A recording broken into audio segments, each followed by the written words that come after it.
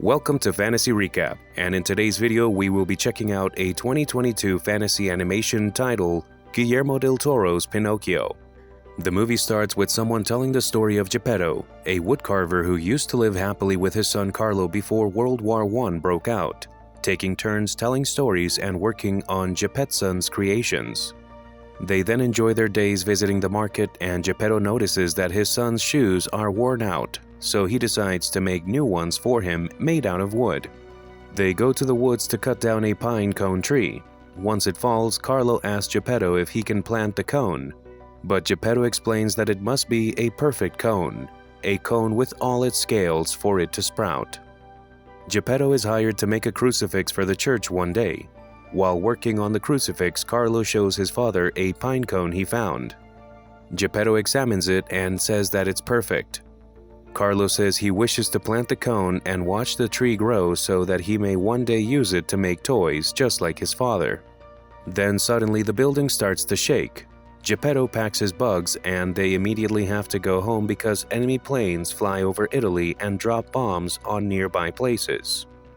Carlo returns to the church to get the pine cone that Coney dropped. His father said it was perfect because it had all of its scales. At the time a bomb falls on the church, the boy was killed in front of the boy's father. Geppetto was sad for a long time after Carlo died, even after he buried the pine cone, which turned into a tree over the boy's grave. Geppetto cuts down the tree while he is drunk and he brings a big piece of it back to his house. He starts to carve a wooden boy, but he only gets one ear done. Geppetto falls asleep and Sebastian, the cricket who lived in the log, wanders around the house. At night, a group of eyeball-shaped spirits come into the house and join together to make the wood sprite. She gives life to the puppet, which she names Pinocchio with her magic. Sebastian doesn't like this, but the wood sprite asks Sebastian to help Pinocchio in exchange for a wish. He agrees because he thinks he can use the wish to get fame and money. Geppetto wakes up in the morning to find Pinocchio still alive and playing around the house. At first he is scared when he sees a talking wooden boy and a talking cricket, but Pinocchio reacts to everything he finds in the house like a child. Geppetto has to go to church, so he locks Pinocchio in the closet and tells him to stay there. Even though Sebastian tells the boy to do what Geppetto says, the boy is too curious and goes to join Geppetto at church. When Pinocchio walks into the church and shows himself, everyone is shocked to see a puppet come to life. Pinocchio's nose gets bigger when he says he is a real boy made of flesh and bone. Geppetto is forced to take him home. After fixing Pinocchio's nose, the Podesta, the priest, and the Podesta's son, Candlewick, come to see Geppetto. They talk about how to make Pinocchio a good citizen so he won't be a threat to society. Pinocchio sits next to Candlewick and copies what he does before putting his feet in the fireplace. Geppetto agrees to send Pinocchio to school after being told to do so by the Podesta. Sebastian tells Pinocchio about Carlo and how Geppetto is still sad about him when Geppetto goes to sleep. Volpe interrupts Pinocchio while he is on his way to school. Volpe convinces Pinocchio to join his circus and become famous that way. Pinocchio agrees to work for Volpe and his monkey helper Sprezzatura by drawing a sun with a smile. As a singing puppet without strings, Pinocchio makes a good impression on Volpe's audience. Geppetto finds Pinocchio at the circus after hearing from Podesta that the boy didn't go to school. He and Volpe argue about where Pinocchio belongs, so they start pulling on him. This sends Pinocchio flying into the street where he gets hit by a truck and dies. In the afterlife, Pinocchio wakes up and meets Death, who is the wood sprite's sister.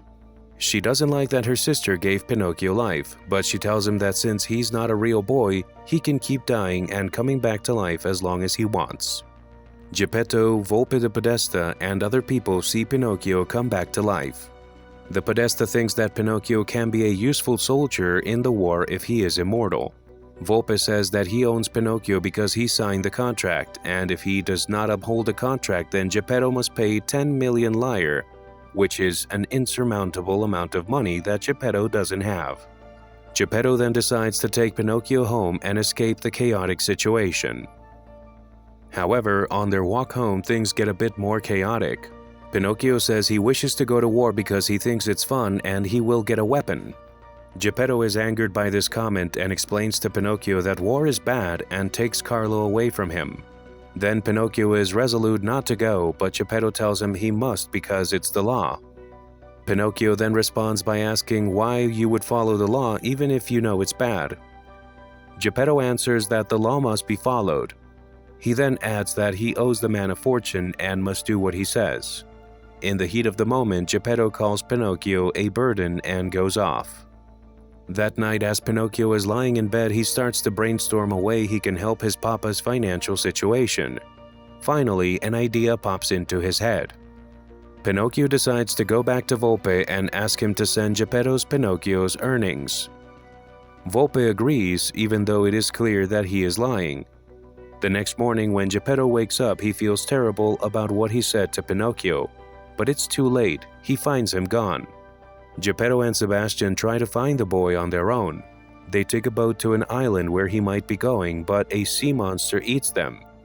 Pinocchio has been a hit for the Volpe show for a long time. Sprezzatura talks to Pinocchio through marionettes, telling him that Volpe isn't really sending Geppetto his money and is just using him. He also says that Sprezzatura is his favorite. Sprezzatura tries to turn Pinocchio against Volpe, so Volpe beats her, but the boy stands up to Volpe about how he treats the monkey. Volpe shows Pinocchio who he really is and says he is in charge of both Pinocchio and Sprezzatura. He threatens them both if they do anything else to hurt him. Volpe puts on a show for the Prime Minister Benito Mussolini, and Pinocchio puts on a crude show to make fun of Mussolini in front of Volpe as payback. Mussolini gives the order to shoot Pinocchio and burn down the circus. Pinocchio returns to the afterlife where he waits to be brought back to life. As he is waiting, he says he enjoys being immortal. He can always return to his papa even though he gets hurt. The Death God, however, tries to explain to him that life comes with pain, and eternal life may come with eternal pain.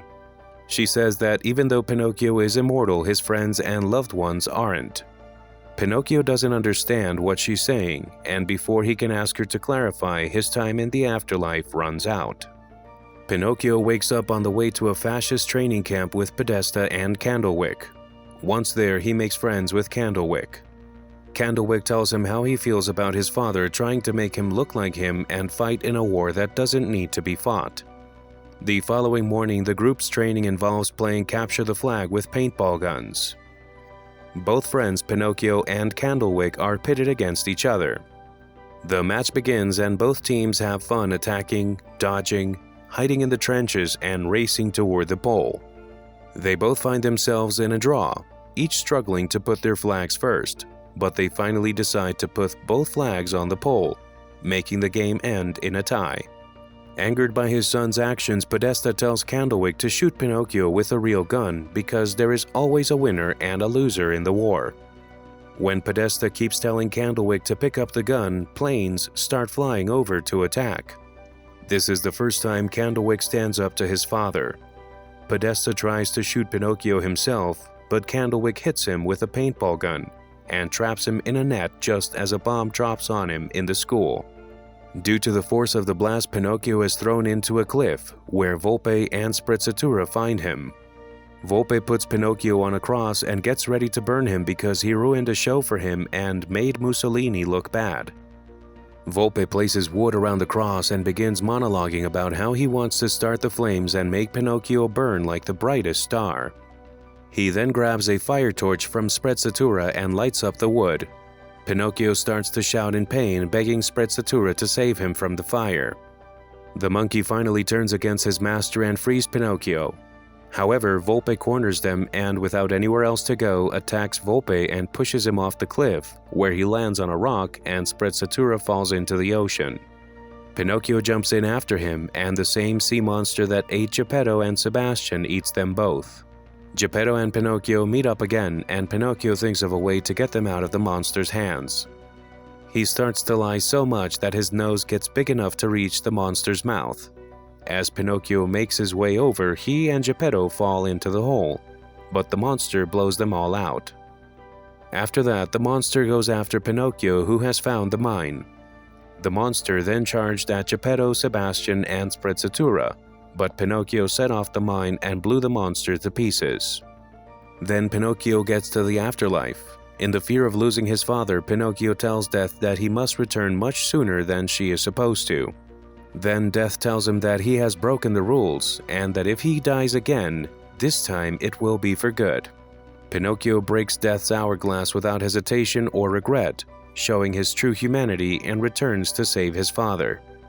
Geppetto gets to the shore thanks to Pinocchio, but he is horrified to find that he has lost his son again. He meets the wood sprite, the reason Pinocchio was still alive in the first place. She tells Geppetto that all she wants to do is make him happy, which Geppetto admits is exactly what Pinocchio did for him. She tells him that she can't bring him back because the wooden boy was a real person who died a real death. Sebastian, who made a deal with the wood sprite to help Pinocchio be good, wants his best friend Pinocchio to come back to life. Geppetto and Sebastian are happy that the wood sprite grants his wish and brings the boy back.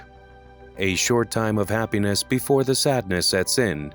Pinocchio is immortal because he is made of wood, but none of the other people in his life are. Geppetto gets old and one day he joins Carlo in death. Then Sebastian J. Cricket, leaving us with a lump in our throats and sore eyes. And well, that is it for today. If you enjoyed the video, please give it a thumbs up, comment, share, and subscribe to the channel. See you in the next one.